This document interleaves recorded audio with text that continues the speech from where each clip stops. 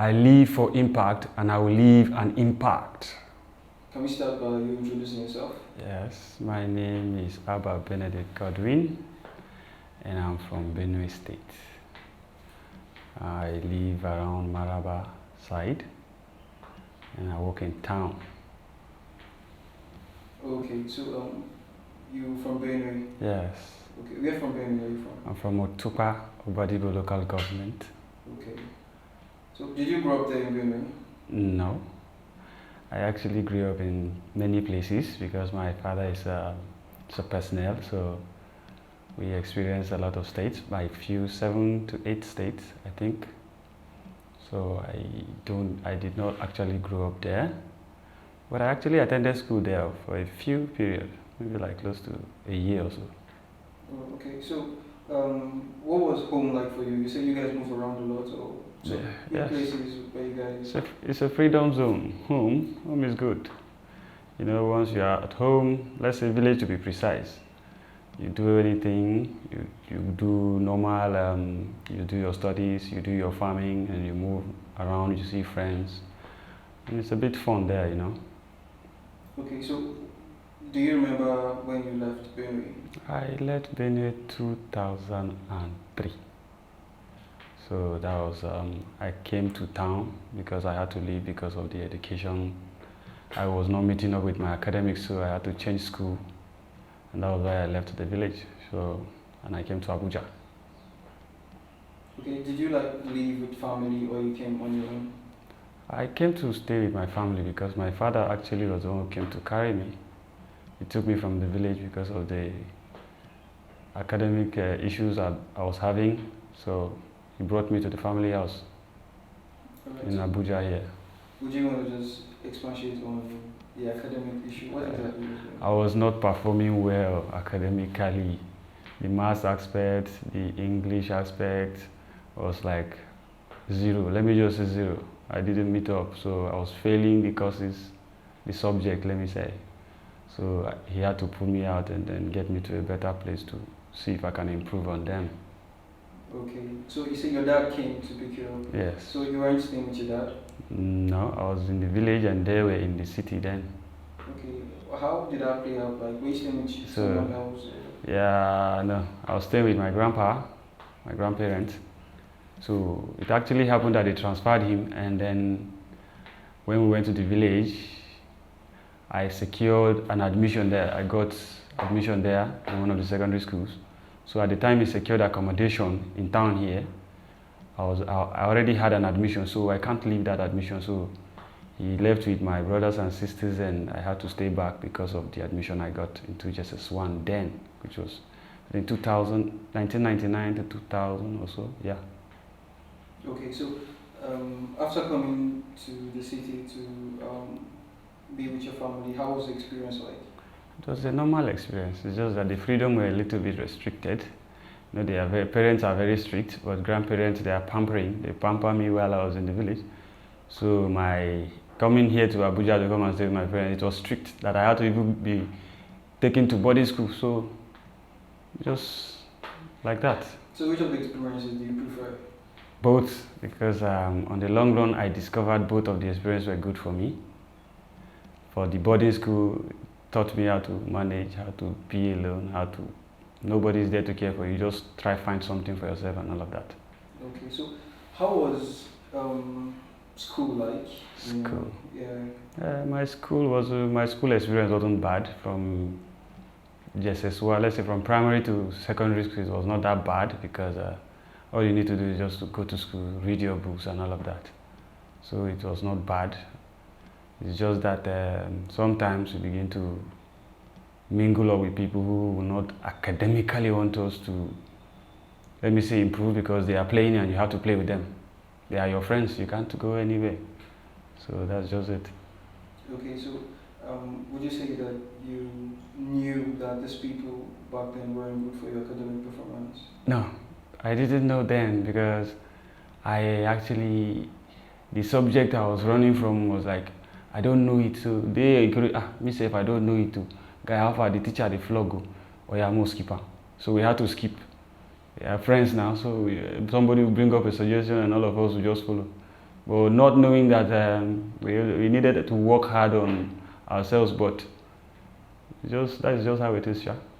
It's alright. So, what exactly was your ambition, growing up? Growing up, my ambition was to be a military personnel because I so much love uniform, but I think that one didn't work out because the very one I was looking forward to getting wasn't going. My performance was not up to, so I was opting for the NDA and then their cutoff mark and all of that. I couldn't meet up. So it's not as if I didn't get, and I don't want to recruit and all of that. So my plan was NDA. So we wrote the exams, we didn't pass.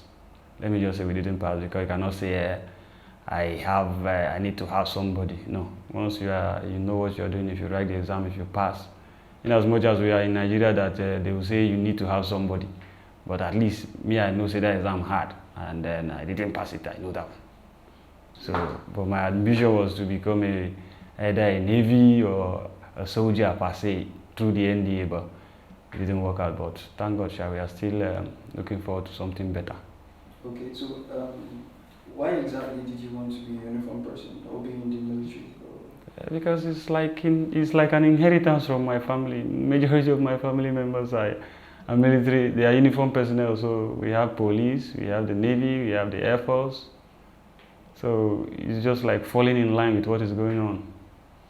I think that is why I just picked it up. Okay, so how is your relationship like with your parents? The relationship is mutual now. Parents are always parents. They'll teach you what is good. They'll tell you what is not good. This one is not good. This one is good. Do this, don't do this. We know at that adolescent stage that we are, you will want to test to see whether this thing they are saying that is not good, whether it is good. So if you are the stubborn type, you will not listen to what they are saying. You will just go ahead and do the opposite. But normally my experience with my family is just a mutual one. We are like friends. So most of the time I'm not the disobedient type. It's only when I go out that I will be a little bit stubborn. That one was on the long run that it started happening, but normally we are friends. So what was or were the things you were stubborn about? Yeah. Stubborn, fighting, partying, and most of the time we drink, we smoke. But the smoke, that one is a recent one. But the drink aspect, wow, it's been a long time. How long? Let's say close to 30 years. Let's say 30 years, 30 or 20, let's say minimal of 25 years or so. Okay, so how did the drinking, how did it start? The drinking it started from the village now. So we have friends that tap palm wine, so they will just come, oh boy, we have palm wine here, will you drink? And then we'll drink. So once the person does not have, and then you are feeling like to take palm wine, you can go, you buy from the market. It's a small market, but you can buy it. So you go, you buy, you drink. So that is how it started. You drink, you go to party, you drink beer. You go into gin, maybe from beer to gin. That is how you mix it up. Everything will just go normal. It's drinking. So nobody sees anything wrong with it. And whereas it's not good. The addictive aspect is very bad. But until you are told, or until you realize, before you know it's not good, health-wise though. So at what point did you realize that, okay, this thing is bad or is becoming addictive? At the point where I was supposed to be making friends with people who are supposed to like show me things, maybe put me through academically, employment-wise, and all of that. The people you mingle with, that will need to tell you, there's an opportunity here, there's an opportunity here. Responsible people, actually. So as at that point, everybody began to avoid me, because normally, sometimes when I appear, I'm drunk, because you are drunk, you are smelling, and nobody will want to associate with you. The stigma is there, that guy is drunk. They look at every drunk person or smoke person as an irresponsible person. So until you begin to see these signs, that is when you know it's actually bad. So as at that point, when I began to get those rejections, that was when I knew this thing is bad. Okay, was there any particular events that got to you, that happened to make you realize that okay, you're missing out on opportunity, you're missing out on something, anything that ever happened? Yeah, I can remember when I was in Mobile, when I was in Apotako, I had this man came. He said there is an opportunity somewhere where I will have to come. So unknown to me now, that morning I came to work, instead of me to just go straight to the man, I just went to these people that used to sell those shots on the road. Agbo. I had to take Agbo. The one I took that day, I don't even remember the name. It was very, very, very strong. So the stench was like, immediately I talked, the stench would just come out. So after taking that, I went to the man's office to tell him, okay, he called me, he said I should come for this thing, I am here. But just on greeting the man, if he was smelling alcohol. So I was like, is this the person I'm... The second looked at him, he was like, is this the person you want to recommend for this job? I felt bad actually, but there was nothing I could do at that point. So the man was like, okay, no problem, you are here, no problem. What we'll do is submit your documents and we'll get back to you. That statement, we'll get back to you, I know that alcohol has already spoiled a lot of things for me. So I just knew this thing wasn't going to work. Why? Because I took the alcohol, and the man does not like the alcohol I took, because the odor came out, and it was a very offensive odor. And just imagine somebody will be smelling alcohol, and you want to give him something that will make, maybe something is at stake, and you want to give that person to manage. How can somebody of such type manage that when there is a green light that he's an alcoholist? So that's just one of those events I experienced. There are numerous of them, but the first one I had is this very one. Okay. Any other one that really got to you? Yeah, the other one was maybe the recommendation I was supposed to get from my uncle. He was supposed to do something for me, give me a recommendation, probably a job recommendation or an employment or the financial assistance.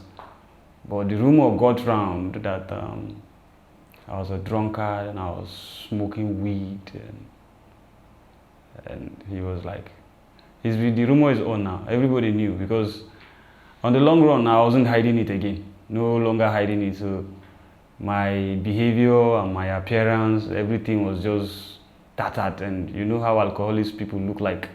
They look rough, they look tattered, they lack respect. So how can somebody you do not respect, or probably somebody you do not appear fine, you are expecting somebody to recommend you or probably assist you? The person will look at it as if he assists you or probably help you out, you are still going to be that alcoholist that you are. So, and it's a waste of resources to him, so he will not want to do it. So I think that one, I also experienced that one too. That one is from my background, so that one was... But I didn't feel it because I already started getting rejections, and then I was feeling like I don't care. Nobody gives me money, nobody wants to come close to me, and so why would I be bothering myself? And actually on the long run, these things, they affect people. So that's just one of the things the second one, I think so. Okay, how about your immediate family? How do you think this affects them? It affects them because most of the time my mom will say, stop this thing you're doing it, everybody's saying it, you know it's not good. If it's good, nobody will be putting it in a negative format, so just stop this thing. Although I know it's very bad, but I've been trying to stop it, yes. So, but what I did for now is just to limit what I'm doing, because the reputation comes down to them, because maybe they don't want to describe, maybe what makes her to say such is, they'll say, that woman, that's her son, and everybody knows me in the area, so maybe she feels like that is going to be her description. So, but I think it's actually bad. They feel bad. The relationship is not that bad that they are running from me. They are not running from me. But most of the time, they will encourage me, tell me not to do this thing. This thing is not good. For your health, even for your health, it's not good. And I know actually for my health, it's not good. But it is my ability to stop it that is the problem I'm having. Okay, so you would say that you're addicted to these things? Serious addiction. It's become a habitual something for me that I just needed to, like, sometimes I will not come out. Because I know if I come out, the area I live, everybody knows me. Even if I don't have money, some people will buy for me. If I don't have money, they will give me on credit. Did you see that? And it's a very bad thing. Knowing that, this guy, he is working now. He's going to, Abba, you know, go buy something. This one we sit down quiet. Wait here, we don't get money. Come collect. And you see now. So that thing is not encouraging to start at all. Smoking or drinking alcohol is not encouraging to start. If you look at those things that we are doing now, and you calculate the small change we put there, you realize that at the end of the month, that place actually collected enough money than other aspects of the necessities you are supposed to take care of. So it's just as bad as if I don't want to do anything that I'm not coming out. So that's just it for now. Well, so how has this affected your relationship with not just your friends but the opposite sex? Do you have a girlfriend? No, I don't have a girlfriend. Okay. Does it has to do with this thing? Maybe, because if you as a responsible person, before you can approach a lady will want to see you, like maybe you can foot her bills, or probably you look nice, you appear fine, and all of that. But this thing we are saying now, this alcohol cannot give you time. Maybe sometimes if you are drunk, when you are supposed to take your bath, you feel lazy, you feel reluctant to taking your bath. Sometimes if it gets to a stage where you don't even value what you'll be thinking that, with myself, okay, I don't need them. It's all these things as a result of alcohol. It's like, I think alcohol reduces somebody's libido, or probably, I don't know how it works, but for me, what I think is, if I take alcohol, I don't need a woman. Okay, but have you had any past experience with your relationship with women? Yes. Okay. I have a relationship initially, let's say 10 to 15 years back. I had a girlfriend and she was reluctant me leaving that, taking alcohol. And I said, if it is because of this alcohol that you want to go, just go. That was actually my answer to her. I was supposed to have maybe probably reduced or stop it as at that moment. That was why I said the alcohol stuff has destroyed a lot of things for me. I mean, not call it irrecoverable, but some things, some opportunities are lost as a result of this. If not by the grace of God, I can't reclaim them back. Okay, let's talk about the smoking aspect. Okay. Yeah, you say that came later. Yes. So how did that come about? How did that even start? The smoking thing came 2017, I think 17 June. Then I had gone to Lagos. I was in Lagos already because I went to Lagos in March 2016. So I had to switch from the area I was staying to another area, which is Aja. So there, I was working on a site. So the site I was working, there is this guy with a pack of cigarettes. It was now like, oh boy, you know go smoke? I said, I know they smoke. He said, you dey miss. I said, if you smoke. The other one was like, this one in brain no strong, leave him. No give him, in brain no, common cigar now is enough his money. We know if he smoke now. When men they talk, no talk. I was like, because somebody said he doesn't want to smoke, you are telling me I cannot smoke. You that is smoking, what can you do that I cannot do? I said, if you know say the man smoke now, I had to collect it, on it, collected lighter from it, light it. I smoked it. That was my first day of smoking. And it was like very perfect. Everybody was looking, I line they smoked before. I was like, you said I cannot smoke now. I started smoking So, but the flavor of that very cigarette I smoked was appeasing to me. It was like the first time I was like, why is this incenting mentor like this? What is the name of this cigarette called? Now called the name for me. So after work at site, I had to go and use my money and buy. Because we sleep in the same place. We don't have an accommodation, then we sleep on site. So the man that gave us the contract of the job has a house, so he gave us one open space. So that was how I started. So the guy will smoke in the night, I will smoke.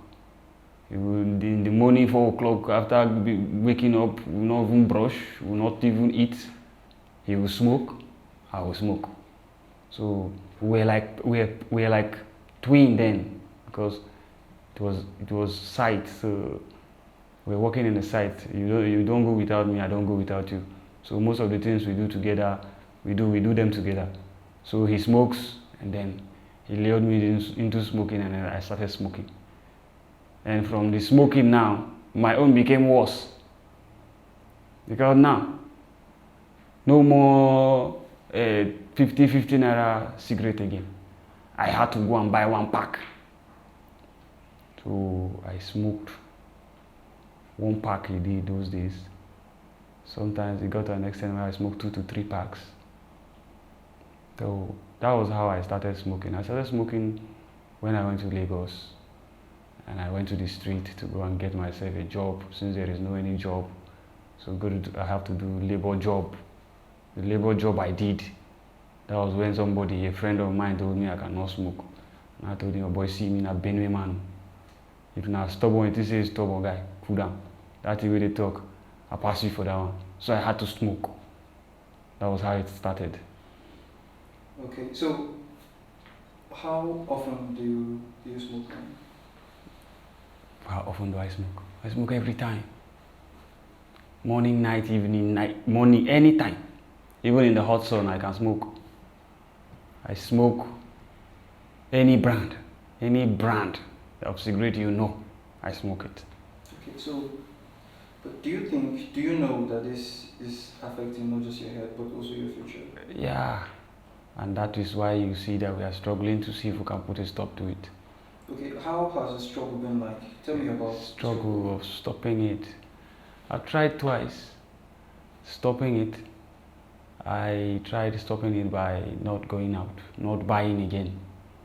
But that addiction in me already will just make me restless. Any day I don't take it, as at the time I used to take it.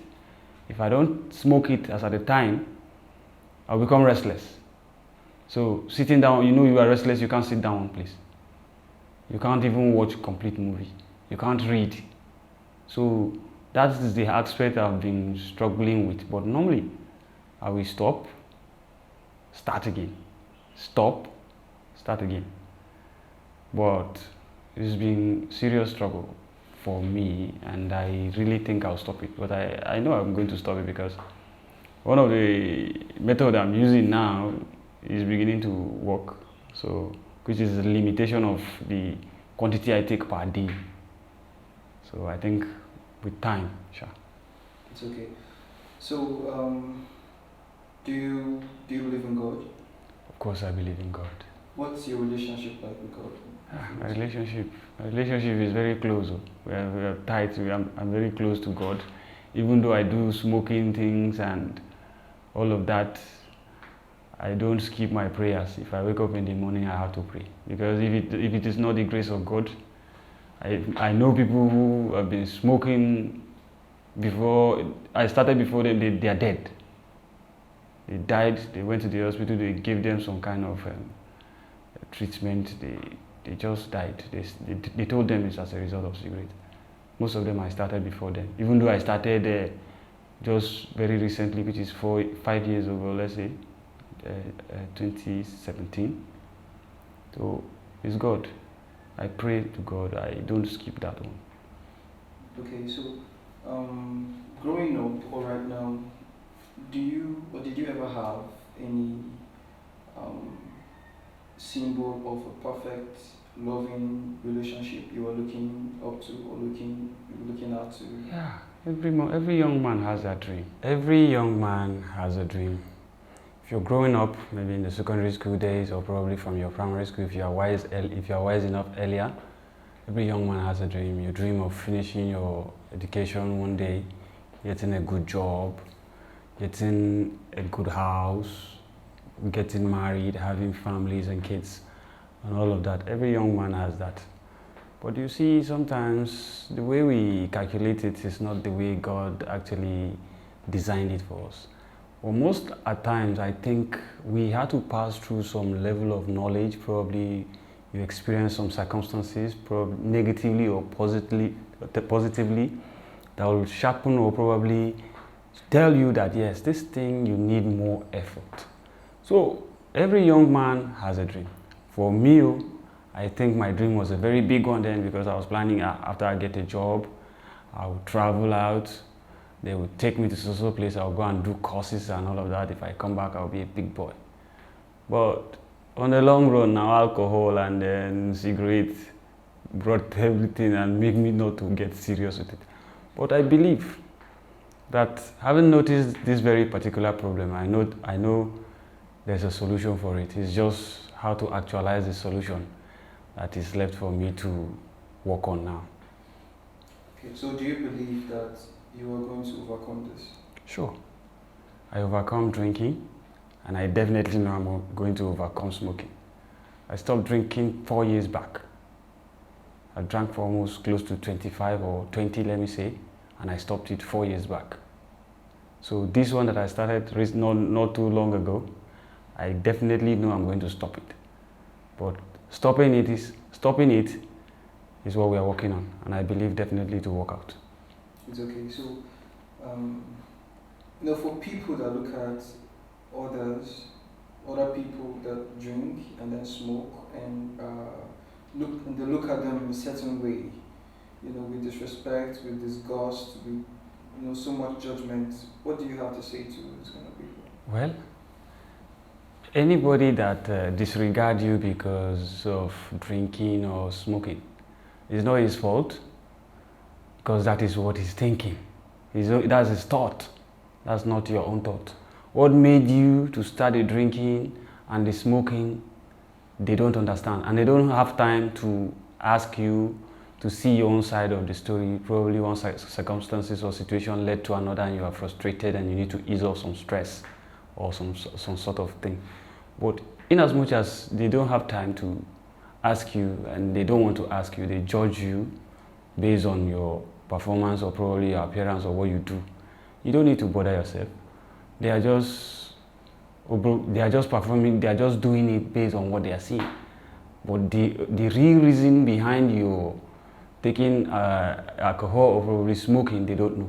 It is you that will have to work on it and prove to them that yes, even if I'm smoking or I'm drinking, does not mean I'm irresponsible.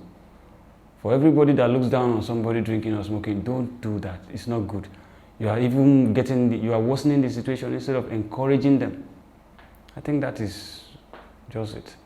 Okay, and for those that are addicts, for those that participate, for those that drink and smoke and indulge in some of these things, what do you think you? Well, I think for the addicted ones, there's definitely a solution, because the addiction is as a result of something. Frustration, thinking, friends, and all of that. So if you see that, yes, my addiction is as a result of following friends, or my addiction is as a result of too much thinking, there are solutions to this thing. All you need to do is just to discover that which is your own problem. And then you find a solution to it, apply the solution. And then you begin to realize that with time, the smoking and the drinking subside. Definitely you cannot stop it a day. It's not possible you stop what you started for several years ago, you stop it per day. No. Limiting it, reducing it, subside. If subside, that is just all. Once you are able to limit it 2, 3, 4 months, you are good. You are done with it, you can just leave it. Maybe one day you just wake up and say, no, this thing, I'm not doing it today, I'm not continuing this thing again, and that is where to stop. I had to leave my alcohol level. How? I stopped going out, I stopped sitting where people drink alcohol, and just 3, 4 months, I began to realize that the alcohol thing wasn't like they are forcing me. It has to do with my personal will. So I decided I'm not going to follow any friend to any place they are going to give me alcohol for free. I'm not going to accept alcohol for free from anybody. And I'm not going to use my money to buy alcohol. So that was how I stopped my alcohol. And I believe people who are out there can do that. If I can do it, they can do that too. Stop friends that take you to places where you just go and get yourself drunk for free. Nothing is for free. You get drunk, that free drink you take now has taken something from you, the newspaper you are supposed to read, the books you are supposed to read, the plans you are supposed to make. You are drunk, you can't do anything. The next thing you do is just go and sleep off. And you are sleeping, how can you do anything? You can't do anything. And it does not contribute anything to your welfare, your well-being. You know, mental development is very key. So I think anybody that is into following friends or probably any of the processes that made you to become addicted or drinking or smoking, you know, everybody knows his or herself, so you know.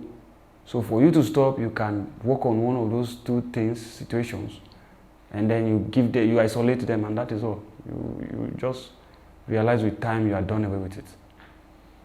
Well, that's okay. Thank you very much. You're welcome. Yeah, so what plans do you have for yourself? Well, the plans I have is that with time, if I cannot secure a better job, I'll establish my own company. And then the company, to me, for now, is confidential, but I know I'm going to establish a company. Probably, let me just give you a clue. Exporting stuff like agricultural product. I know with time, the opportunity will come up. But I have a big plan. I intend to be an exporter of goods via my company that I'm going to establish. I know. Definitely, I know. That's all right. Thank you. Thank you very much, Abba, for coming through. You're welcome. I wish you the best in all your endeavors. Thank you very much. You're welcome. Thank you.